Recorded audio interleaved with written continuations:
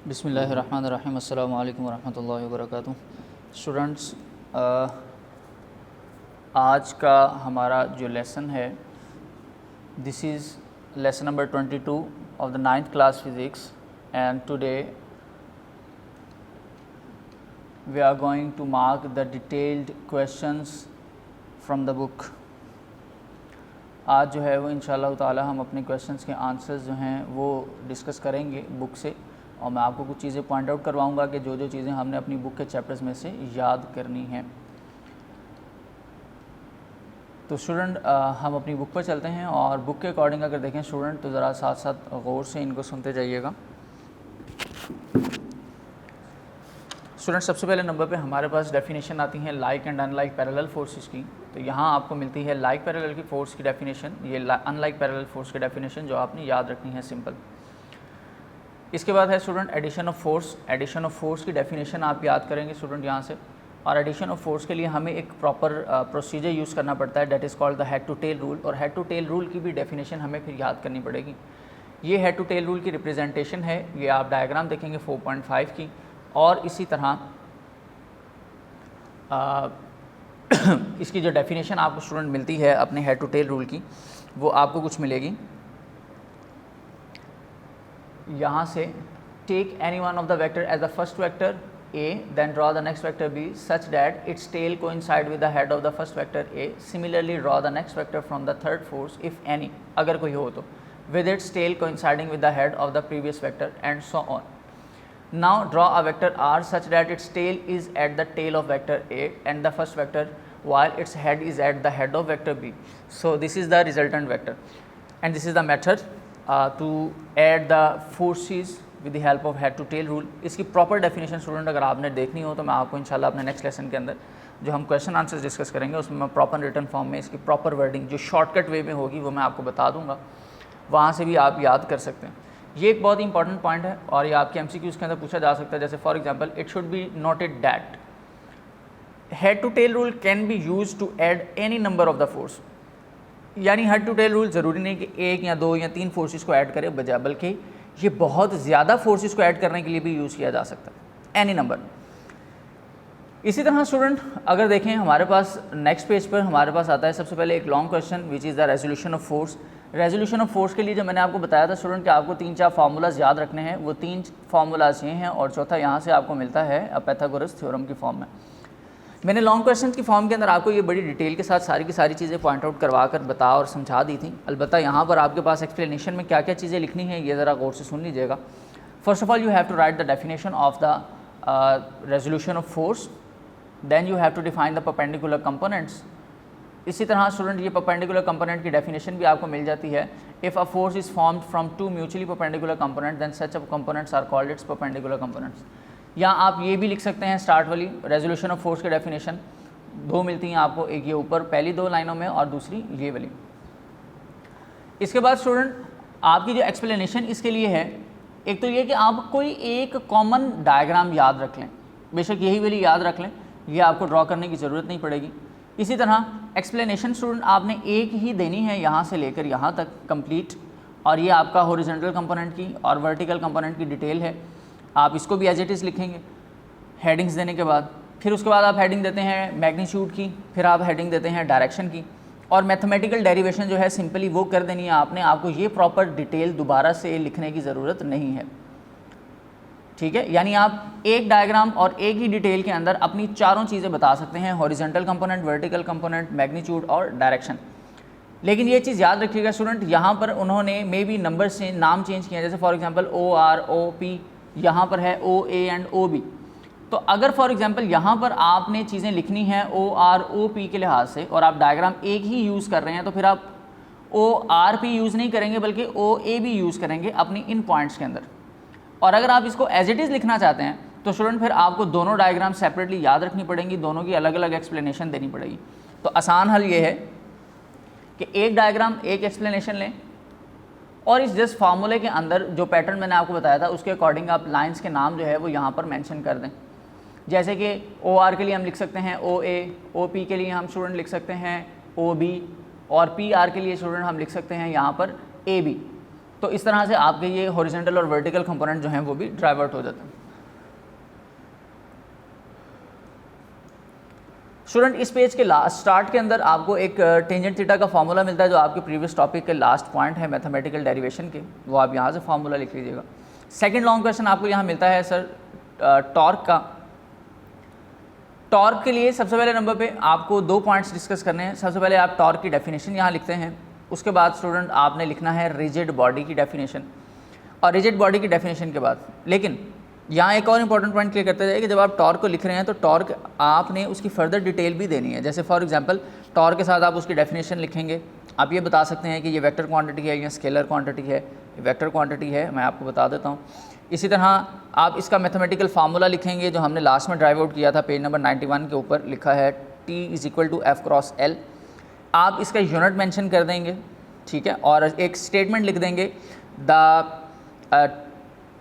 The force और a torque is represented by the letter T, ठीक है, small t। ये जो एक हमारे पास एक डिज़ाइन शो किया गया है, आप वो एक मेंशन कर देंगे। रिप्रेजेंटेशन की हेडिंग भी आ सकती है इसमें।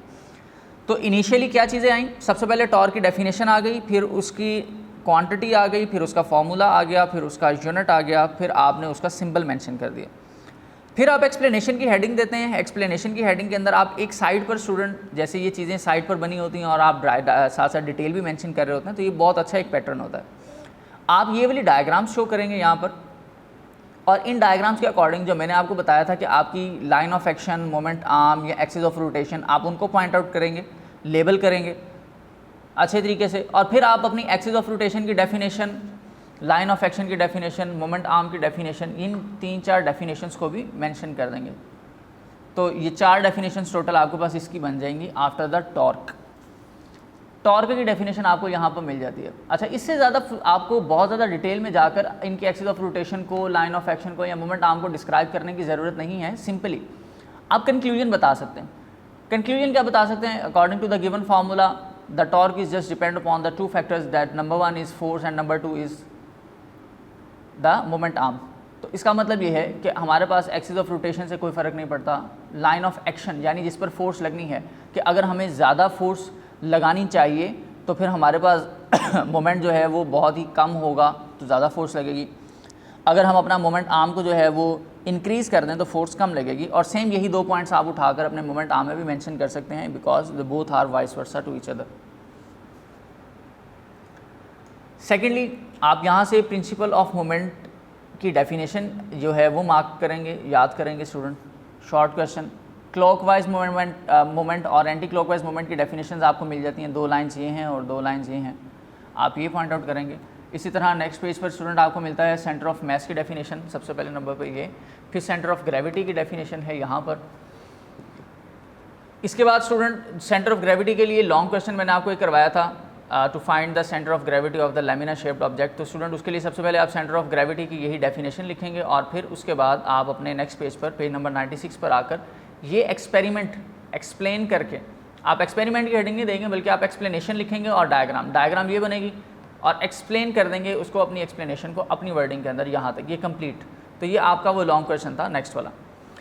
ये आपके 3 लॉन्ग क्वेश्चन हो चुके हैं यहाँ तक। इसके बाद आपने कपल की डेफिनेशन स्टूडेंट यहाँ से लिखनी है, and here it is. Equilibrium की डेफिनेशन है यहाँ पर। इक्विलिब्रियम की 2 कंडीशंस मैंने आपको बताई थी, समझाई थी स्टूडेंट। ये हमारे पास फर्स्ट कंडीशन है जो डिस्क्राइब करती है sigma F is equal to 0, sum of all the forces will be 0। और ये इसके नीचे कुछ पॉइंट लिखा है जी, the symbol sigma is a Greek letter called sigma use for the summation यानी सम ऑफ ऑल। इसी तरह इसकी एग्जांपल्स जो हैं स्टूडेंट, ये कुछ 2-3 एग्जांपल्स फर्स्ट कंडीशन से रेलेवेंट आपको यहाँ पर बताई गई हैं। और इसी तरह आप नेक्स्ट पेज पर आपको सेकंड जो है वो कंडीशन मिलती है इक्विलिब्रियम की, वो ये वाली इक्विलिब्रियम है। इसकी एग्जांपल के समझने के लिए आप ये 2 डायग्राम्स देख सकते हैं। यहाँ पर सेकंड कंडीशन का कंक्लूजन आपको नेक्स्ट पेज पर मिलता है, and it is describe at the sum of torque produces in a body will be 0। तो ये आपके पास कंडीशंस ऑफ इक्विलिब्रियम हो जाती हैं 2। इसके बाद हमारे पास एक और लॉन्ग क्वेश्चन आता है इस चैप्टर का, which is the 4th long question, and it is about the states of equilibrium, जो रिसेंटली आपको बताया गया।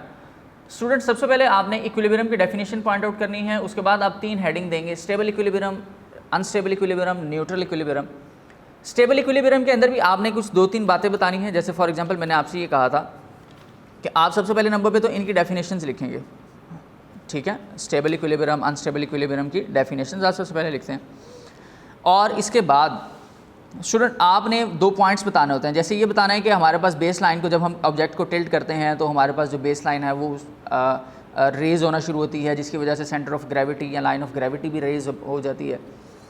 और फिर उसके बाद क्या नाम है, जैसे ही लाइन ऑफ ग्रेविटी इंक्रीज़ होती चली जाए और वो अगर लाइन ऑफ ग्रेविटी जो है वो बेस के वर्टेक्स को क्रॉस कर जाए तो अनस्टेबल, अगर क्रॉस ना करे तो स्टेबल। तो इस तरह से कुछ पॉइंट्स जो हैं वो आप यहाँ पर मेंशन कर सकते हैं। अच्छा, 2 चीज़ें जो बहुत ज़्यादा ज़रूरी हैं वो ये कि आप स्टेबल की डेफिनेशन और डायग्राम लाजमी बनाएंगे। ये डायग्राम वाली बनाएंगे स्टेबल के लिए, अनस्टेबल की डेफिनेशन और उसके लिए भी एक डायग्राम बनाएंगे इसी तरह से, जिसमें वो ऑब्जेक्ट अपनी नेक्स्ट शेप के अंदर शिफ्ट हो जाएगा।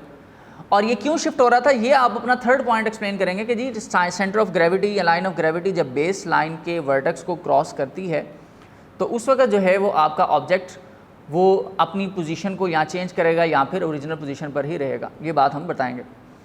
सो हियर इट इज़, ये डेफिनेशन है अनस्टेबल की। और लास्ट में स्टूडेंट न्यूट्रल इक्विलिब्रियम की डेफिनेशन आप लिखेंगे पिंक ब्लॉक में से, ये डायग्राम बनाएंगे और इसी तरह इसमें भी वो 3rd पॉइंट बता देंगे कि ये अनस्टेबल या इसको हम न्यूट्रल इक्विलिब्रियम क्यों कहते हैं, क्योंकि इसके अंदर हमारे पास जो लाइन ऑफ ग्रेविटी है वो रेज नहीं होती, वो हमेशा अपनी इक्विवेलेंट मोड के अंदर रहती है, रिमेन सेम होती है। इस वजह से हम उसको कहते हैं कि ये न्यूट्रल इक्विलिब्रियम है, ना अनस्टेबल और ना ही स्टेबल की कंडीशन में आती है। स्टूडेंट ये stability and position of centre of mass, ये आप सिर्फ एक दफ़ा पढ़ लीजिएगा, प्रैक्टिकल वर्क है सिर्फ और सिर्फ। और ये अपने हमारे इक्विलिब्रियम से रेलेवेंट था कि अगर ऑब्जेक्ट्स की शेप्स डिफरेंट हों तो हम उनको किन किन पॉइंट्स की मदद से जो है वो स्टेबल कर सकते हैं, यानी उसकी लेंथ इंक्रीज़ करके, मोमेंट आर्म बढ़ाकर, उसका सेंटर ऑफ मास जो है वो पॉइंट आउट करके। तो इस तरह से डिफरेंट पॉइंट्स यहाँ पर मेंशन है, इसको सिर्फ और सिर्फ रीड आउट कर लीजिएगा। इसके बाद हमारे पास स्टूडेंट इंशाल्लाह MCQs और शॉर्ट क्वेश्चन है जो हम अपने नेक्स्ट लेसन के अंदर जो है वो डिस्कस करेंगे।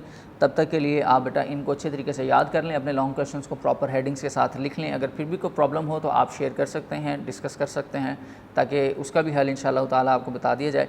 तो नेक्स्ट लेसन तक के लिए इजाज़त दीजिए, अल्लाह हाफ़िज़।